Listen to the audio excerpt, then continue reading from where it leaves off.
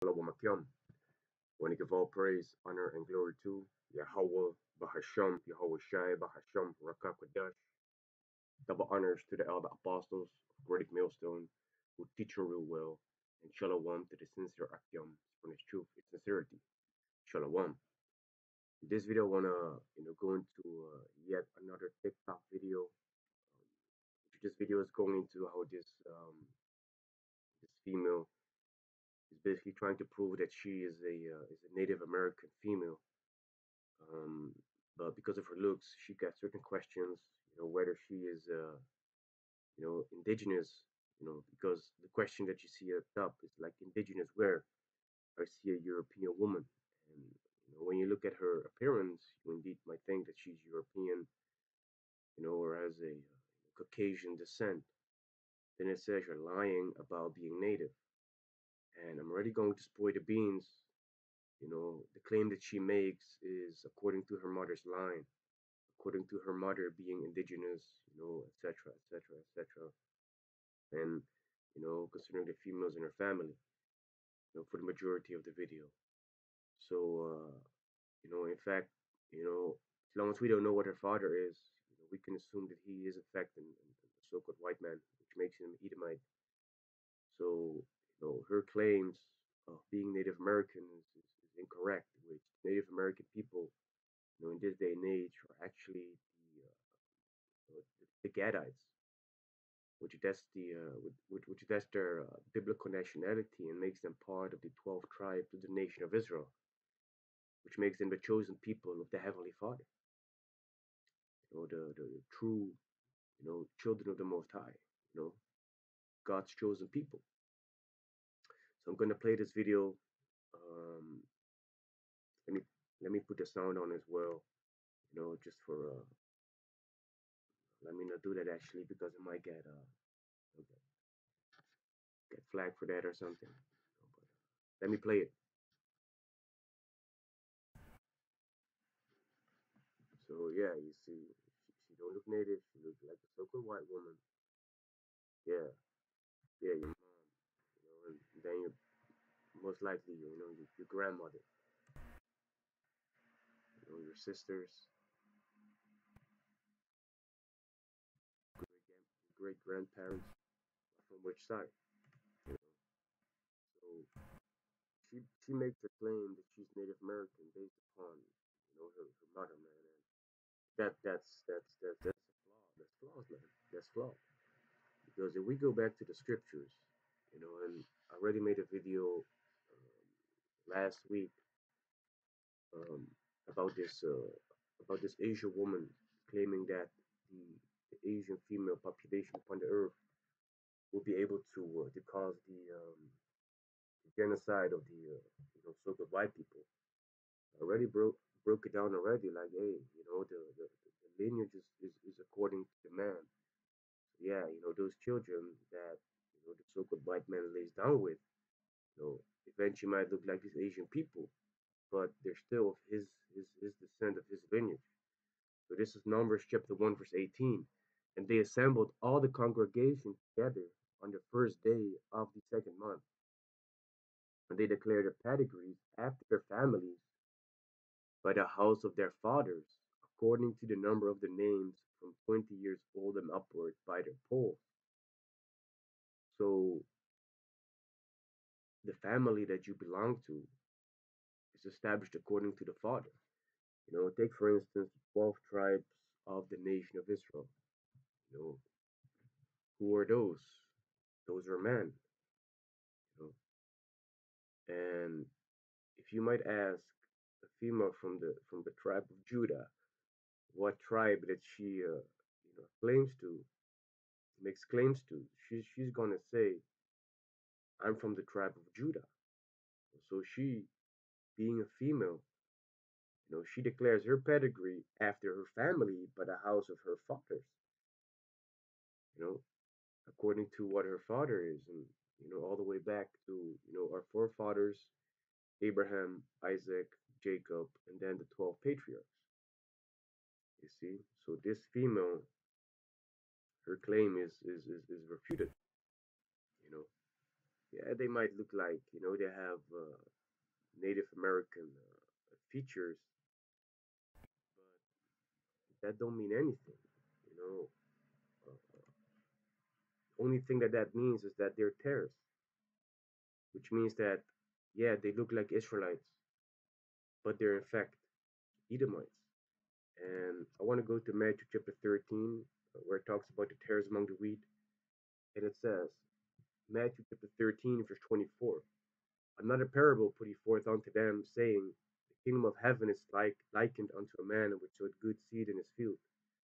But while man slept, his enemy came and sowed tares among the wheat, and went his way. And when the blade was sprung up and brought forth fruit, then appeared tares also.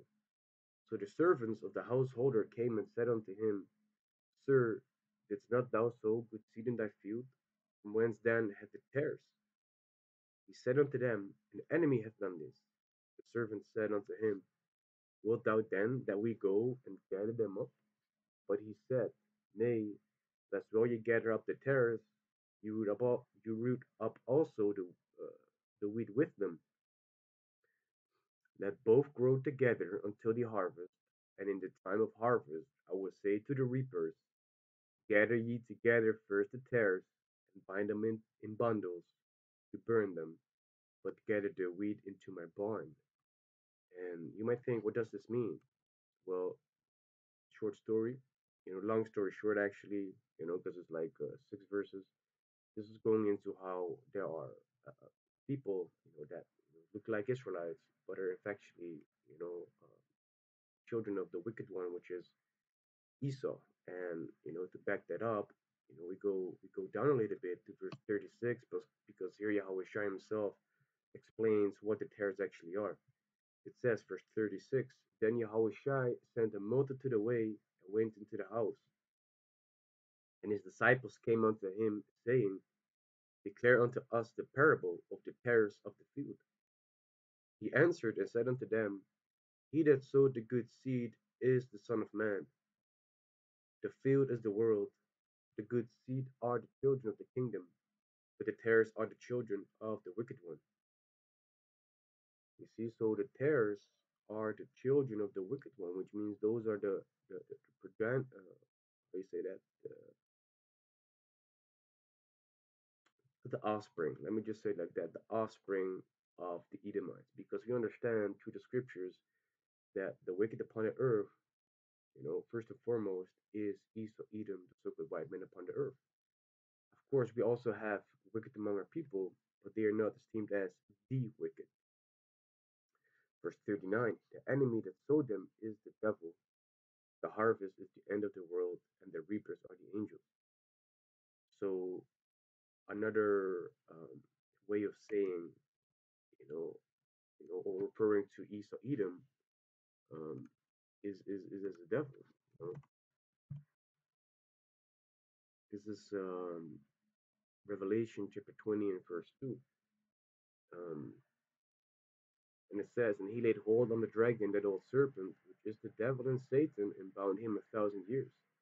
This is referring to the time period when these Edomites was taken out of the rulership of the Roman Empire, and when the Jake came into power slowly but surely and ruled for 1,000 years, during the Dark Ages. But that old serpent, which is the devil and Satan, is referring to Esau. You know, I can go into it a little bit more. Um, Second Thessalonians 2 and 3. Let me jump down a bit. This is Second Thessalonians 2 and 8, and it says, "And then shall that wicked be revealed." Um, Let me start at verse 7. For the mystery of iniquity doth already work; only he who now letteth will let until he be taken out of the way. So, during the time of the Roman Empire, the mystery of iniquity, which that's referring to these Edomites, was already at work. It was already in power back then. They was already doing their things, and they were allowed to do their things, man. Verse 8, and then shall that wicked be revealed, whom the Lord shall consume with the spirit of his mouth and shall destroy with the brightness of his coming. And this is something that happened prior to the second coming of Yahawashi, which that's the time period that we're in right now. He's being revealed through the service of the prophets of Yahweh Bahasham Yahawashi, starting off with the other apostles, great Millstone, and on down. Um, so Esau is being exposed, man. Esau is being exposed for, the wicked piece of shit that he actually is. But verse 9 is actually the point that I'm looking for to link up the wicked, with Satan and the devil. Verse 9, even him whose coming is after the working of Satan with all power and signs and lying wonders. You see, so Esau, the wicked, is actually, the physical manifestation of the spiritual demon Satan upon the earth. They're doing everything, on the left hand side, which that's something that, um, Satan is actually allowed to deal with, by the Most High. So we're back to Matthew chapter 13, in verse 38 again. It says, "The field is the world, the good seed are the children of the kingdom, but the tares are the children of the wicked one." See, so that's referring to Esau, which we just proved. It says, "The enemy that sowed them is the devil, the harvest is the end of the world, and the reapers are the angels." So um, right now upon this earth, you might have a very dark skinned man, and you think, hey, he might be a Jake, not knowing that his basically his grandfather, goes back to being a slave owner, who laid down with, one of the female slaves and got children with the slave, and that son, you know, decided to lay down, with the other slave females so that the dark skin complexion remained, but the spirit within, was still an Edomite. You see, so that's something that's happening upon the earth right now, man. That happens, among the dark skinned Israelites. That happens among the Latinos. That happens among the natives. You see, so what it's actually saying is like, hey, these people are gonna basically, grow up, and become adults and do their thing, be born, and we from the outside might not, quickly realize like, hey, this is their nationality according to the Bible because of the way they look. But hey, boy, oh boy, man, the angels, Yahawashi, the Most High know who they are in the spirit, whether they are an Israelite or whether they are an Edomite, man. You know. So verse 40 says, "As therefore the tares are gathered and burned in the fire, so shall it be in the end of the world." Because there's no salvation, man, for the Edomites, man. So everybody upon the earth that stems from them is gonna receive severe judgment by the Heavenly Father. Whether they're gonna die, by the thermonuclear missiles, or gonna die through the trials and tribulations that the Most High sets forth upon the earth, or whether they're gonna go into captivity, to become the first slaves, and then those that already died gonna be reborn in the kingdom, and then go into slavery again. You know, nothing good's gonna happen with these people, man. Nothing good. And as speaking for the other nations, besides the Edomites, there's no actual salvation for them neither. But at least they're going to receive back their land after 1,000 years, which that's not going to happen with these Edomites, man, and their descendants. They're going to be exterminated after those 1,000 years, you see. So yeah, verse 41 says, "The Son of Man shall send forth his angels, and they shall gather out of his kingdom all things that offend, and them which do iniquity, and shall cast them into a furnace of fire. There shall be wailing and gnashing of teeth," man. That's a thermonuclear fire. So then shall the righteous shine forth as the sun in the kingdom of their Father. Who hath ears to hear, let him hear. because not everybody understands these principles, man. It has to be given unto you. To understand this by the Heavenly Father. So yeah, that's basically concerning this female. She indeed is no Native American. She's not Gadite. She's no Reubenite. She's just an Edomite. As long as I don't know about her father, her looks, do give away that, her father most likely, Edomite. Yeah. And if not, let her make another video, showing who her father is. But that's something that she didn't do, because most likely because she wasn't proud of that, you know. Because if you claim to be Native American and your father's Native American, you're gonna put that out there as well. Yeah.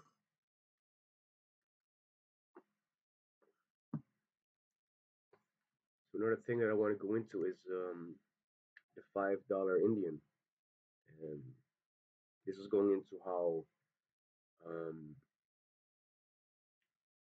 like a long time ago, like this is 125 years ago. It says that people was able to pay €5, $5. Um, Let me just read it, man. It says paying to play Indian, which that's not which I'm not which that's not a joke. You know, it's not a it's not funny, man, to say you're gonna play Indian. There's the DOS rules and the legacy of the $5 Indian. Because paying a commissioner $5 could get an opportunistic white person on the DOS rolls 125 years ago, which still causes problems for tribes today. It may be fashionable to play Indian now, but it was also trendy 125 years ago when people paid $5 apiece for falsified documents declaring them native of the Dawes rolls. The so-called $5 Indians paid government agents under the table in order to reap the benefits that came with having Indian blood. Mainly white men with an appetite for land, $5 Indians paid to register on the Dawes rolls, earning fraudulent enrollment in tribes along with benefits inherited by generations to come. So what they actually did is they paid these people, and they was able to give them papers, and then they would receive the benefits that the natives would get, man. Meanwhile, never having suffered, the genocide of your people, you know, but still, trying to reap the benefits. Since these were opportunistic white men who wanted access to land or food rations, just the benefits, said Gregory Smithers, associate professor of history at Virginia Commonwealth University.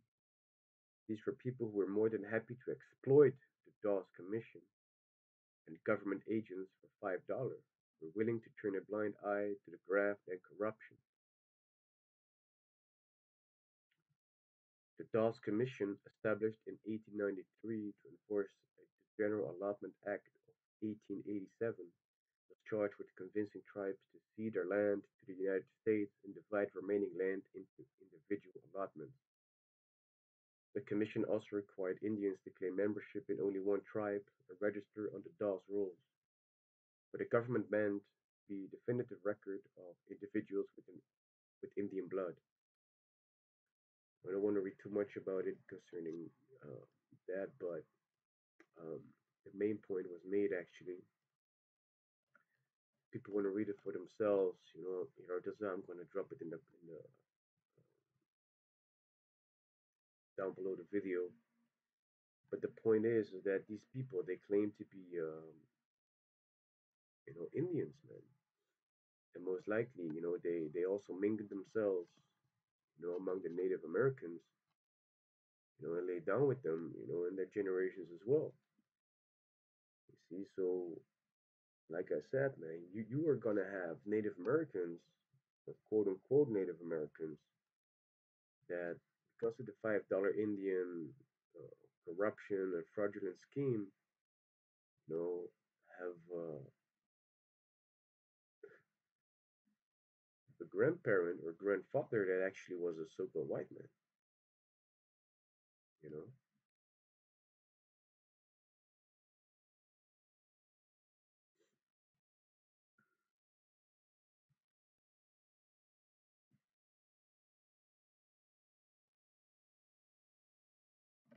Where it says commissioners took advantage of their positions and enrolled people with very minimal or like a questionable connections to the tribes, he said.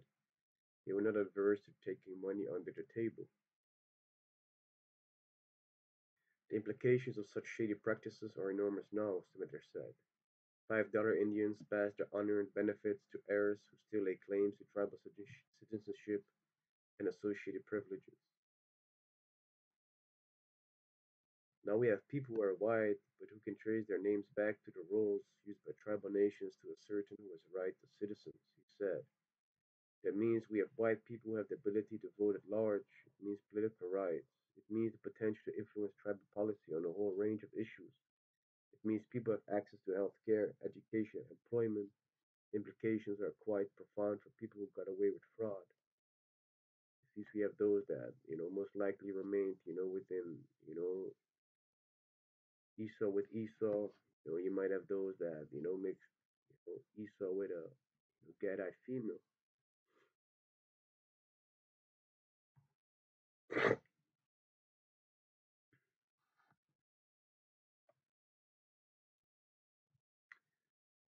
But yeah, here it says there's a certain thing with so many parts of Cherokee blood and things like that, man.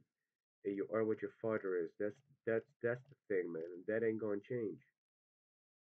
That ain't gonna change. No matter,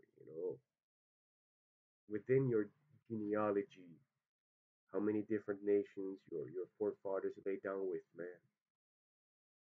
No matter what you eventually come out to look like, you still are what your father was, when the nations was created. So that means if you are an Israelite with the respective tribes, then hey, then you are an Israelite.